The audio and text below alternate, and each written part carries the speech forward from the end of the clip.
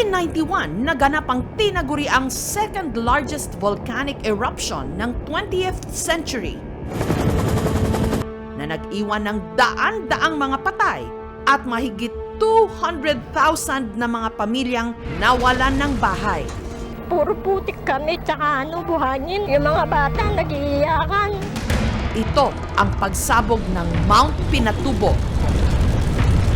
Volcanologists say the danger of another big eruption could well be past, but there's another danger they have to contend with now: deadly mud flows, which they call lahar. Nalubog sa lahar ang maraming mga probinsya sa Luzon, kabilang na ang bayan ng Florida Blanca sa Pampanga.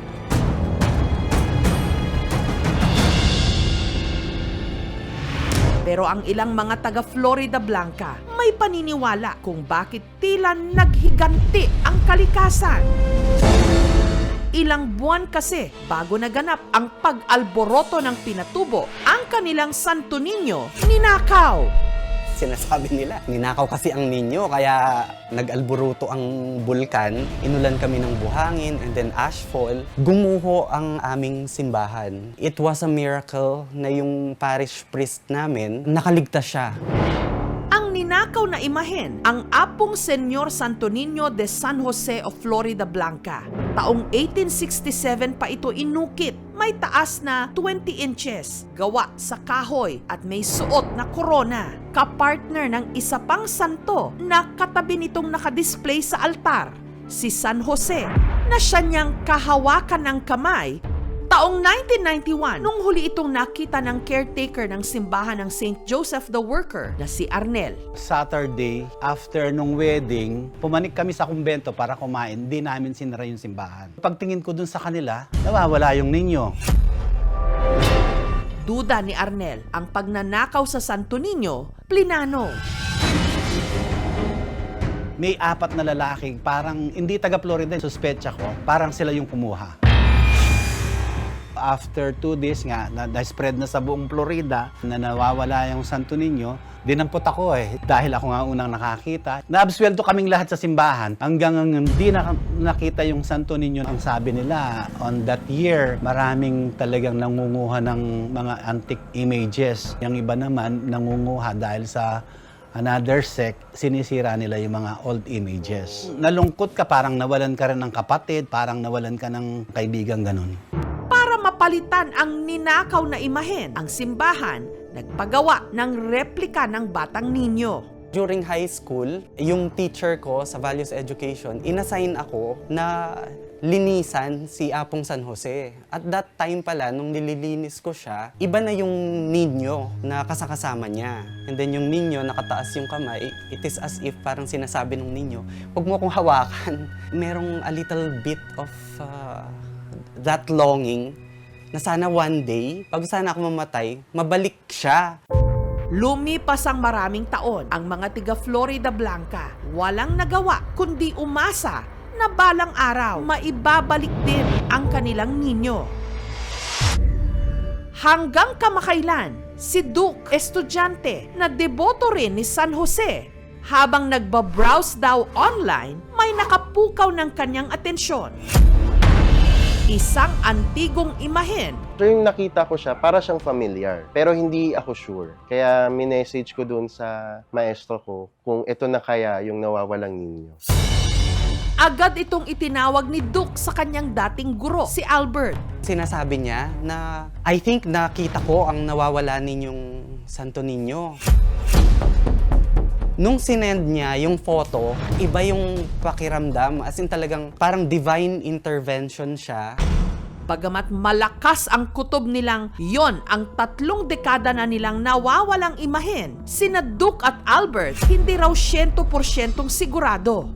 Ina-ask namin kung may mga close-up photos si Apong Niño. Hindi nila ma-provide kasi palagi siyang nandun, nakataas siya sa retablo. Meron kasi akong sekreto doon, yung pag tinatanggal. Yung Santo Niño, pag pinapatong sa base, dapat may butas yun. Doon sa butas na yun, doon ipapasok yung screw para mag-lock sa Santo Niño. Isa lang ang paraan para makumpirma ang kanilang hinala. Kailangang mahawakan nila ang imahen. Kaya si Duke agad minessage ang vicar.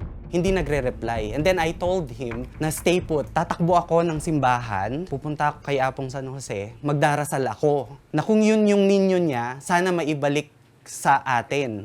Hanggang sa ang vicar sumagot. Ipinaliwanag nitong hindi nila ninakaw ang imahen. Ipinamana lang din daw ito sa kanya. Inopen ko doon sa nag-post na may nawawalang Santo Niño ang bayan ng Florida Blanca. Nung una, nagulat po siya. Ang picker po ay sila po yung pumupunta sa mga bahay ng mga nagpapabenta at sila din po yung naghahanap ng mga possible clients. Mula Pampanga, lumuwas ng Maynila si Albert para sunduin ang imahen. Yung parang it's a dream. Nung nagtama yung mata ng ninyo at saka ako, as in talagang humagulgol talaga ako eh. Ang sinasabi ko sa kanya kasi during the day, 80% sure ako na siya ang apong ninyo namin. Pero nung nakita ko siya, nung yung mata niya at saka yung mata ko nagtama, I am 100% sure na siya yun. Na siya yung naibalik. Ang vicar, bukas naman daw na ibalik ito. Pero sa isang kondisyon, kung mababayaran nila ito. Nag-iisip din ako ng paraan kung paano ko siya mababayaran yung presyong binigay. Nagtatanong ako sa mga kasamaan ko sa trabaho kung meron ba silang mga naitabi, kaso wala din. Wala kaming nakahanda na funds. Nag-volunteer si Doc Paul na yung money na gagamitin para makuha yung ninyo is manggagaling na sa kanya. Maswerteng ang kapatid ni Albert na si Paul, galanting sinagot ang pambayad. Sariling pera ko yun, savings ko. Napakahalaga niya talaga. Bilang taga Florida Blanca din, isa siya sa pinakalumang bagay sa simbahan. We're on our way home. Thank you so much, dear Lord. God bless us sa aming pag-uwi. Thank God for this beautiful day. Actually, maraming matatanda kasi dito sa Florida Blanca na kapag nakikita siya, sinasabi nila, siya yan. Deep within here, in their hearts, talagang sinasabi ng mga matatanda na siya yung nawawalang ninyo. Kung susukatin natin kasi, si San Jose, yung kamay niya na nakaganyan, kaya Apong Ninyo, 20 inches. Let's try po. So ilalagay po natin sa paa ni Apong Ninyo and then susukatin natin going up. So there, that's 20 inches. Sa unang araw ng nobena para sa kapistahan ni Senyor Santo Niño, matapos ang mahigit 3 dekada, ang Apong Senyor Santo Niño de San Jose ng Florida Blanca nakauwi na sa tunay niyang tahanan.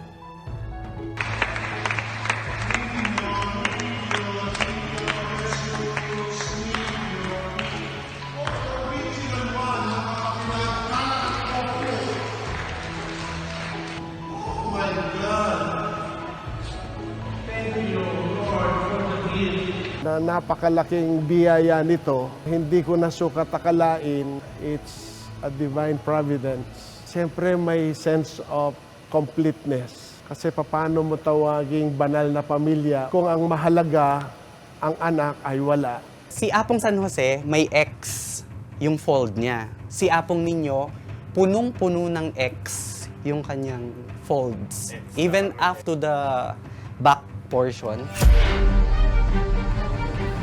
The real test, kung siya yung Apong Santo Niño, kapag nailagay siya dun sa tabi ni San Jose, yung tingin ni San Jose at yung tingin ng ninyo, magtutugma sila. At nang ipinagtabi nila ang imahe ng Batang Jesus sa imahe ni San Jose, ang sukat, forma at tingin nila sa isa't isa, tugmang-tugma. Tingnan niyo yung pagkakahukay ng mga X. Same style. Yung kwento, nung pagkakaukit ng mga buhok niya, pareho siya eh. Tingnan niyo po yan dito. Ayun, oh.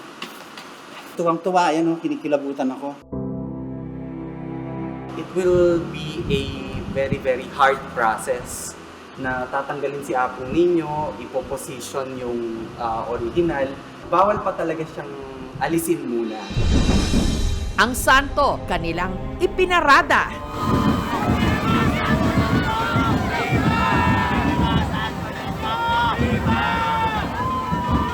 Ang Panginoon, in any ways, gumagawa siya talaga ng milagro.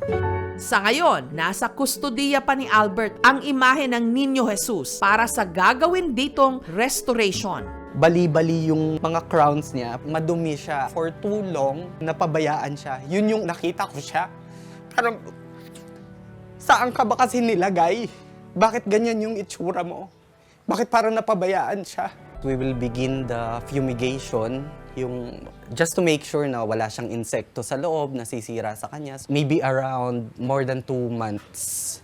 Plano nilang bigyan ng engranteng selebrasyon ang pagbabalik ng puon sa kapistahan ng bayan sa May 1. Ang mga imahen ay malaking tulong sa pananampalataya. Di naman sinasamba, kundi ito ay visual aid para mapadali ang pagpopokus sa panalangin dahil tayo po ay may katawan, pananaw, madali po kung meron kang nakikitang larawan sa hindi mo nakikitang Diyos.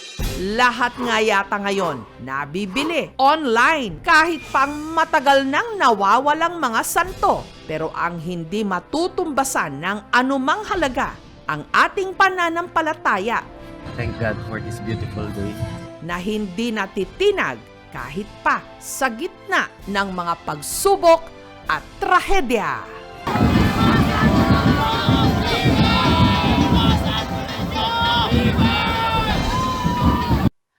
Thank you for watching, mga kapuso. Kung nagustuhan niyo po ang videong ito, subscribe na sa GMA Public Affairs YouTube channel.